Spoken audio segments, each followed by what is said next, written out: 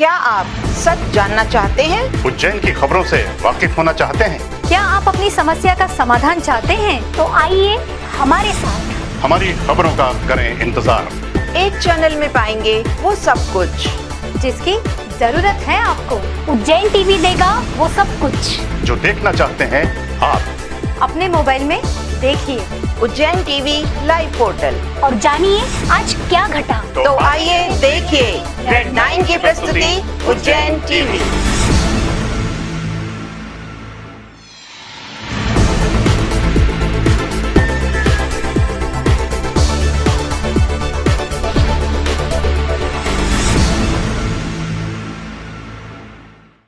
नमस्कार, उज्जैन टीवी में आप सभी दर्शकों का स्वागत है। आइए एक नजर डालते हैं उज्जैन के प्रमुख समाचारों पर। पशु मालिकों को अंतिम चेतावनी, अन्यथा 1 नवंबर से रासुका में जाएंगे जेल। नानाखेड़ा में हुआ रावण दहन, राम लक्ष्मण हनुमान ने पहना मास्क। डिवाइडर से टकराए जाने से 1 मिस्त्री की मौत और 2 घायल। महिला की मौत के बाद हुए उत्पात को लेकर एसपी को ज्ञापन। और गौ घाट सेवा समिति द्वारा किए जा रहे निरंतर सेवा कार्य। और अब समाचार विस्तार से। पशुपालकों के विरुद्ध 1 नवंबर से शुरू होगी कड़ी कार्रवाई, लगाई जाएगी रासुका और तोड़े जाएंगे उनके घर और बाड़े। नगर निगम के द्वारा पिछले काफी समय से सुअर एवं पशु पालकों के खिलाफ चेतावनी देने के बाद भी उनके पशु घरों में नहीं रखकर सड़कों पर विचरण कर रहे थे। इससे कई लोग दुर्घटना के शिकार हो रहे थे। पिछले दिनों मालीपुरा में एक महिला को गाय ने इस कदर मारा कि अभी भी गंभीर हालत में इलाज करा रही है। इसी को ध्यान में रखते हुए नगर निगम के द्वारा शहर को आवारा मवेशियों से मुक्त करने के लिए 1 नवंबर से अभियान शुरू किया जा रहा है। मंगलवार सुबह पुलिस कंट्रोल रूम पर कलेक्टर, एसपी और निगम आयुक्त की उपस्थिति में पशुपालकों की बैठक में कलेक्टर ने शहर के सभी मवेशी और सुअर पालकों को अंतिम चेतावनी देते हुए कहा कि 31 अक्टूबर तक किसी भी हालत में वो अपने पशु बेचने या शहर के बाहर शिफ्ट कर दें, अन्यथा रासुका की कार्रवाई की जाएगी। कलेक्टर आशीष सिंह, एसपी सत्येंद्र कुमार शुक्ल और निगम आयुक्त क्षितिज सिंहल ने पशुपालकों को स्पष्ट किया कि वो अपने पशुओं को शहर से बाहर ले जाएं या उन्हें बेच दें। बैठक में शहर के करीब 45 पशुपालक मौजूद रहे। जो आवारा पशुओं की समस्या है उज्जैन शहर में बहुत विकराल रूप ले चुकी है। यातायात में तो इससे व्यवधान होता ही है। अभी हम लोगों ने जो हालिया घटनाएं हुई हैं उनमें देखा है कि जानमाल की भी जाने की संभावना इसमें रहती है। तो ये इतनी गंभीर समस्या बन चुकी है कि हमको इसको बहुत ही संयुक्त प्रयासों से गंभीरता से निपटना होगा। इसके लिए आज एसपी साहब और कमिश्नर नगर निगम के साथ में एक संयुक्त मीटिंग हुई थी और हम लोग एक संयुक्त अभियान चलाएंगे 1 तारीख से, जिसमें न केवल ऐसे लोगों के खिलाफ FIR दर्ज करी जाएगी बल्कि उनका अगर अवैध घर और बाड़ा है उसको तोड़ने की भी कार्रवाई हम लोग करेंगे। हम लोगों ने हालांकि इसके लिए टाइम भी दिया है। सभी पशुपालकों को आज हमने बुलाया था, 31 तारीख तक का समय उनको दिया है। अगर 31 तक वो अपने पशु को बाहर भेजने का या बेचने का काम नहीं करते हैं तो 1 तारीख से हम लोग बहुत कड़ी कार्रवाई करेंगे। क्योंकि आवारा मवेशियों की और सुअरों की समस्या काफ़ी विकट हो चुकी है शहर में, दिक्कत आ रही है इसमें। तो नगर निगम से लगातार कार्रवाई तो कर रहे हैं, पर फिर भी क्योंकि पशु मालिक अभी भी पूरी तरीके से इसका में सहयोग नहीं कर रहे हैं, तो उस संबंध में एक तरह से उनको बताने के लिए और उनको एक आखिरी मौका देने के लिए कलेक्टर साहब और माननीय एसपी साहब के अध्यक्षता में बैठक की गई थी, तो जिसमें उनको 31 तारीख तक का समय दिया गया है कि वो शहरी सीमा से अपने पशु जो हैं वो बाहर कर लें। मास्क पहनकर भगवान श्री राम ने दिया सुरक्षा का संदेश। नानाखेड़ा दशहरा उत्सव समिति द्वारा रावण दहन के पश्चात मास्क एवं सैनिटाइजर का वितरण भी किया गया। कोरोना गाइडलाइन का पालन करते हुए नानाखेड़ा स्टेडियम में 6 फीट का रावण बनाया गया और संध्या के पूर्व 5 बजे रावण दहन किया गया। नानाखेड़ा दशहरा उत्सव समिति द्वारा लगातार किए जा रहे दशहरा महोत्सव का ये 16वां वर्ष था।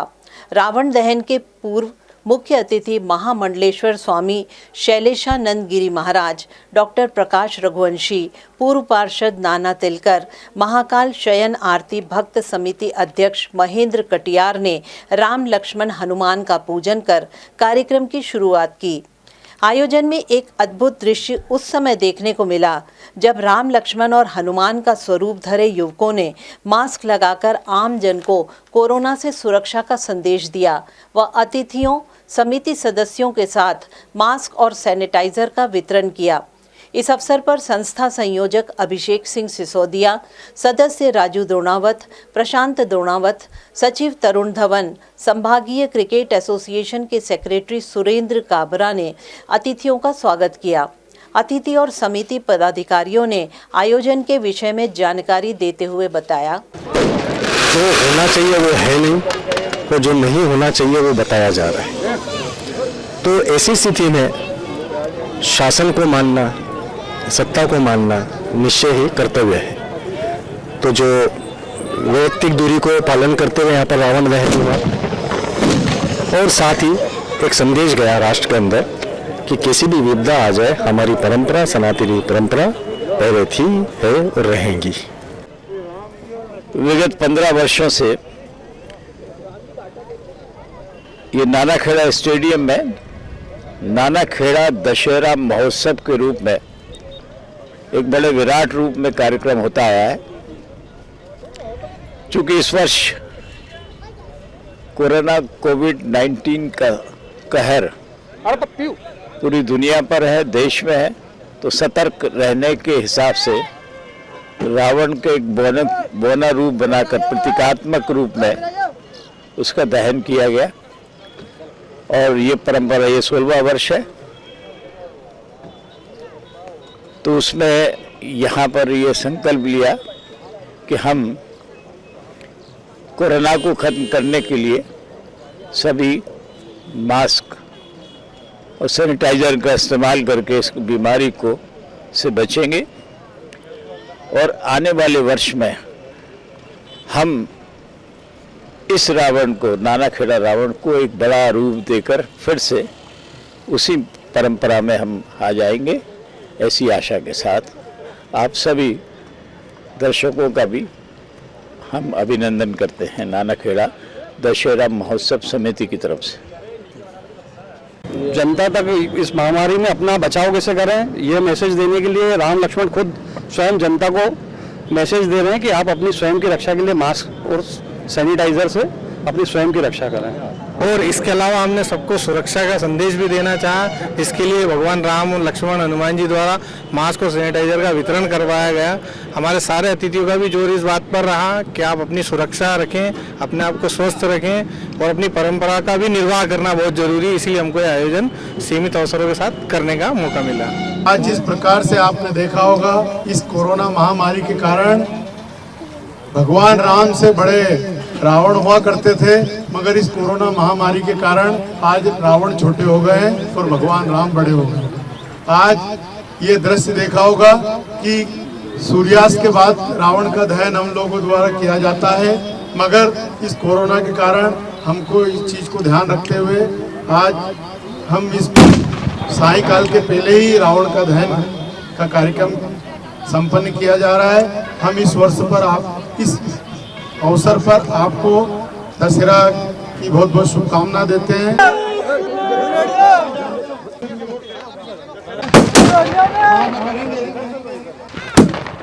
ये छोटा सा कार्यक्रम रोजी रोटी कमाने के उद्देश्य से काम पर जा रहे 3 युवकों की मोटरसाइकिल एक डिवाइडर से टकरा गई तो एक की मौत हो गई और 2 अन्य घायल हो गए।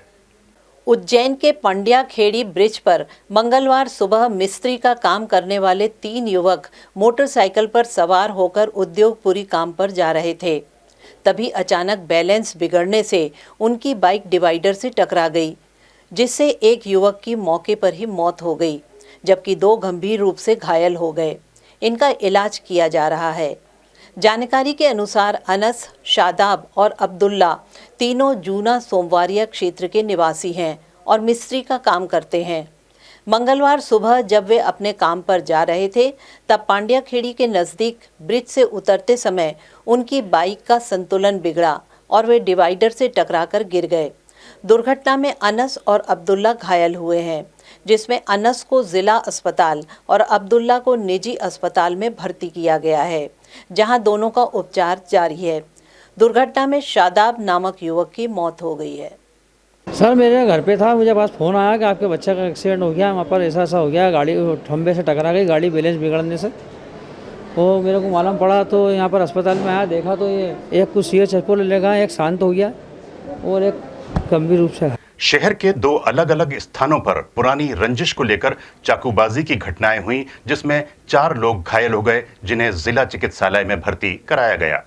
सोमवार रात जयसिंहपुरा में जैन मंदिर के पास अभिषेक निशान और भगवान सिंह नामक 2 युवकों पर क्षेत्र में ही रहने वाले प्रहलाद नागोरिया, श्याम रामटके और आकाश माड्रा ने हमला कर दिया। जानकारी के अनुसार कुछ महीनों पहले अभिषेक के भाई से भी आरोपियों का विवाद हुआ था। संभवतः उसी रंजिश के चलते दोनों युवकों पर हमला किया गया है। घायल अभिषेक ने बताया कि आरोपियों ने चाकू और ईंट से हमला किया है। हमले से उसके गले पर 35 टांके आए हैं। अभिषेक इंजीनियरिंग का स्टूडेंट है और दूसरा घायल भी छात्र है। फिलहाल महाकाल थाना पुलिस ने प्रकरण दर्ज कर आरोपियों की तलाश शुरू कर दी है। कल रात की 11:30 बजे की बात है। हम बाइक से जा रहे थे। मेरे घर की गली के बाहर ही 2-3 लड़के आए। पहले उनकी लड़ाई थी हमसे, तो उन्होंने चाकू मारा और ईंट से पथराव किए और भाग गए थे। एक पहला नाम के लड़के ने चाकू मारे हैं और श्याम रामटेके और माडा नाम के लड़के ने ईंट की मारी। ईंट 3 जने थे सर। इसी तरह जीवाजीगंज थाना क्षेत्र के तिलकेश्वर कॉलोनी में रहने वाले 2 भाइयों सचिन खत्री और शेखर खत्री पर क्षेत्र के ही अभिषेक मालवीय, गणेश गुजराती, शुभम राय, रितेश प्रजापति ने अपने साथियों के साथ मिलकर मारपीट की। दरअसल घायल युवक सचिन किसी अन्य युवक के साथ खड़ा था, जिसका आरोपी अखिलेश मालवीय के साथ विवाद चल रहा है। अखिलेश ने सचिन के साथ यह कहते हुए कि तू मेरे दुश्मन का साथ दे रहा है। बीच बचाव में सचिन का भाई शेखर भी घायल हुआ है। घटना में सचिन के सिर, पीठ और जांघ पर चोट लगी है। जीवाजीगंज थाना पुलिस ने प्रकरण दर्ज कर जांच शुरू कर दी है। तो मैंने गाड़ी उठाई थी और इतने में एक दोस्त आया। पहले 7-8 जने की मैं लड़ाई चल रही थी, उसमें से मेरा एक दोस्त था। तो जिसमें से एक दोस्त आके मेरे से हाथ मिलाया, बोले दशहरे की बहुत बहुत शुभकामनाएं, दशहरे की बहुत बहुत शुभकामनाएं। तो मैंने भी उसको बोला हाँ भाई दशहरे की बहुत बहुत। तो इनकी पहले से लड़ाई चल रही थी, तो इनने आते से मेरे को बोले तो बोलेगा हमारे बीच में, तो बोलेगा। उसका एक दोस्त आया शुभम राय और अखिलेश मालवी, जिसका रिपोर्ट में नाम भी नहीं लिखा, अखिलेश मालवी। ये आए और इनने चाकू खोला मेरे ऊपर और मेरा पहले कंधे पे चाकू मारा, जिसमें मेरा दोस्त था चिराग। तो इसको मैंने बोला तू भाग। पवासा में 2 दिन पूर्व एक दुर्घटना में महिला की मौत को लेकर परिजनों ने लगाया पुलिस पर आरोप और सौंपा एसपी को ज्ञापन। 2 दिन पूर्व पवासा पेट्रोल पंप के समीप मोटरसाइकिल पर जाते समय एक महिला की मौत को लेकर पुलिस की कार्यप्रणाली पर सवालिया निशान लगाए जाने के बाद पुलिस के द्वारा मृतकों के परिजनों पर लाठियों से किए गए हमले एवं प्रकरण दर्ज किए जाने को लेकर मृतका के परिजनों ने एएसपी अमरेंद्र सिंह को ज्ञापन देते हुए पुलिसकर्मियों पर आरोप लगाया और कहा कि पथराव की घटना से उनका कोई लेना देना नहीं है। मैं न्याय चाहता हूं और ये चाहता हूं कि ये वीरेंद्र जाट और जितेंद्र गौतम, ये क्या बोलते हैं उसको, राठौर, इनको जो है सस्पेंड किया जाए। ये बहुत अन्याय कर रहे हैं। वहाँ पे आए दिन जो भी अगर जाता है उससे पहले गाली रिपोर्ट नहीं लिखता है और उसके पहले तो वो है ना गाली गलौज करता है। गाली गलौज करने के बाद में धमकी देता है। कुख्यात बदमाश जीतू बुंदेला 15 किलो गांजे के साथ पुलिस की गिरफ्त में आया। इस बदमाश पर पूर्व से ही 44 केस दर्ज हैं। कुख्यात बदमाश जीतू बुंदेला को गांजा तस्करी के आरोप में चिमनगंज मंडी पुलिस ने गिरफ्तार कर लिया। उसके पास से करीब 15 किलो गांजा बरामद किया गया। पुलिस को मुखबिर से सूचना मिली थी कि कार से जीतू बुंदेला जा रहा है। तभी घेराबंदी कर कार की तलाशी ली गई तो उसकी कार से 15 किलो गांजा मिला, जिस पर उसे गिरफ्तार कर लिया गया। पुलिस उससे पूछताछ कर रही है। सीएसपी पल्लवी शुक्ला ने बताया कि जीतू बुंदेला कुख्यात आदतन अपराधी है उसके खिलाफ गांजा और शराब तस्करी सहित मारपीट, देह व्यापार, एनडीपीएस एक्ट के उज्जैन और इंदौर में 44 से अधिक अपराध दर्ज हैं। बहरहाल सवाल ये उठता है कि पुलिस द्वारा जब लगातार गुंडों और बदमाशों के खिलाफ अभियान चलाया जा रहा है तो फिर ऐसे कुख्यात और आदतन बदमाश कैसे सलाखों के बाहर आ जाते हैं और फिर उन्हीं वारदातों को अंजाम देने लगते हैं जिन वारदातों में वे कई बार गिरफ्तार हो चुके हैं और जेल की हवा खा चुके हैं। बहरहाल नए पुलिस कप्तान सत्येंद्र कुमार शुक्ला से उम्मीद की जानी चाहिए कि उनकी अगुवाई में कुख्यात और आदतन बदमाशों पर सख्त कार्रवाई होगी। जीतू पिता श्यामचंद बुंदेला है। ये उज्जैन का बड़ा गांजा तस्कर था, आदतन अपराधी था। इसके विरुद्ध 44 अपराध पंजीबद्ध थे, जिसमें जुआ, सट्टा, 3 एनडीपीएस एक्ट। कल हमने इसको गांजे के 15 किलो गांजे के साथ अरेस्ट किया है। गौ घाट सेवा समिति द्वारा क्षिप्रा के घाटों पर साफ सफाई कर स्वच्छता का संदेश दिया गया। गौ घाट सेवा समिति द्वारा पूर्व से ही इस तरह के सफाई के कार्य किए जाते रहे हैं। त्योहारों पर पूजन सामग्री विसर्जन के दौरान क्षिप्रा घाटों पर निर्माल्य रह जाता है, जो धीरे धीरे कचरे का स्वरूप लेने लगता है। गौघाट सेवा समिति द्वारा निरंतर त्योहारों के बाद घाटों की साफ सफाई की जाती है। समिति द्वारा प्रातःकालीन सैर और दशहरा मिलन के दौरान घाटों और क्षिप्रा में फैली पूजन सामग्री की साफ सफाई की गई। इस मौके पर समिति सदस्य अशोक भाई, राजेंद्र बाली, संतोष सोनिया, सुनील पारिक, संतोष माली आदि ने अपना सराहनीय योगदान दिया। समिति सदस्यों ने बताया कि समिति द्वारा पौधारोपण, घाटों और वृक्षों का संरक्षण व असामाजिक तत्वों के जमावड़े को रोकने का कार्य निरंतर किया जाता है। प्रातःकालीन घुमक्कड़ लोगों का एक हमारा क्लब है और उसमें सब वरिष्ठ लोग हैं, सब एक से एक वरिष्ठ लोग हैं और हम सब लोग एक साथ में आते हैं और सब सुबह स्वास्थ्य लाभ लेने के लिए घूमने आते हैं और सब स्वास्थ्य का लाभ लेते हैं। और आज दशहरे का मिलन का कार्यक्रम रखा है और सब दशहरा मना रहे हैं अच्छी तरह। और हम 12 महीने सुबह ही आते हैं, लेकिन जब भी गणपति उत्सव आता है या नवरात्र आती है, उसके बाद जो पूजन की सामग्री लोग ठंडे करने आते हैं तो ये पूरा घाट पे पूजन की सामग्री फैला देते हैं।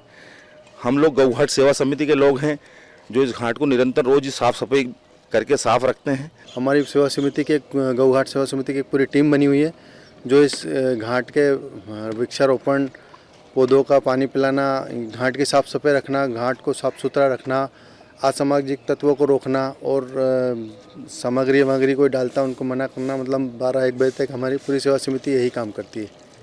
नवरात्रि पर्व और उसके उपरांत शरद पूर्णिमा तक कन्या पूजन और कन्या भोज का सिलसिला चलता रहता है, जो कि आज भी चल रहा है और भक्तजन पुण्य कमा रहे हैं। नवरात्रि पर्व के साथ ही शहर में कन्या पूजन का दौर जारी है। जगह जगह कन्या का पूजन कर महाप्रसादी का आयोजन किया जा रहा है। इसी क्रम में मंगलनाथ स्थित महामंडलेश्वर मंदाकिनीपुरी के आश्रम में कन्या भोज का आयोजन किया गया। कन्या भोज के पूर्व माता के भक्तों ने नन्ही नन्ही बालिकाओं के पैर धोकर उनका पूजन किया। इसके बाद भोजन प्रसादी करवाई गई और उनकी पूजा आराधना, हवन, कन्याओं का पूजन, क्योंकि अभी जो कोरोना चल रहा है, कि देश में इतनी बड़ी महामारी आई है, उसके कारण ज़्यादा बड़ा रूप नहीं दे पाए, क्योंकि ज़्यादा बड़ा रूप देना, ज़्यादा बच्चों को बुलाना, छोटे बच्चों को, तो थोड़ा रिस्क है। इसलिए कम से कम बेटियों को बुलाया है। 9 बेटियां की पूजा की है, बाकी की बेटियों की भी पूजा हो रही है।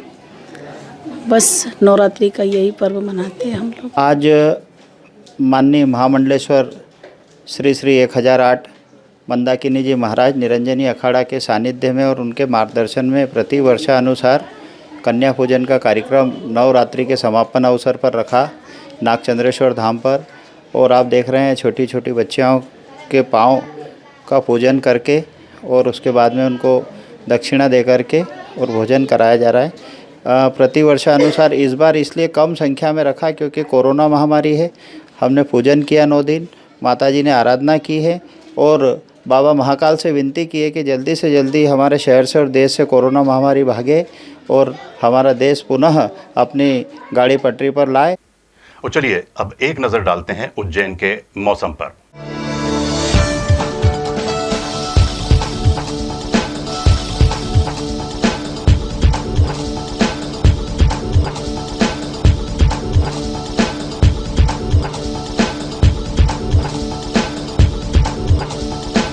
अंत में उज्जैन के प्रमुख समाचार एक बार फिर। पशु मालिकों को अंतिम चेतावनी, अन्यथा 1 नवंबर से रासुका में जाएंगे जेल। नानाखेड़ा में हुआ रावण दहन, राम लक्ष्मण हनुमान ने पहना मास्क। डिवाइडर से टकराए जाने से 1 मिस्त्री की मौत और 2 घायल। महिला की मौत के बाद हुए उत्पात को लेकर एसपी को ज्ञापन। और गौ घाट सेवा समिति द्वारा किए जा रहे निरंतर सेवा कार्य। तो ये थे शहर के समाचार। ताजा समाचारों के लिए देखते रहिए उज्जैन टीवी। नमस्कार।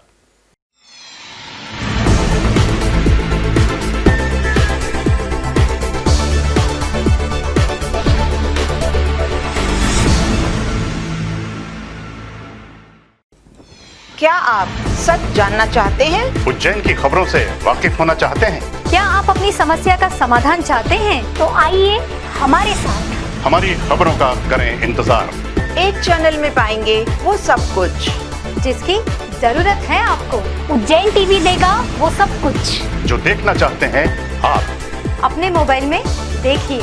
उज्जैन टीवी लाइव पोर्टल और जानिए आज क्या घटा। तो आइए देखिए रेड 9 की प्रस्तुति उज्जैन टीवी।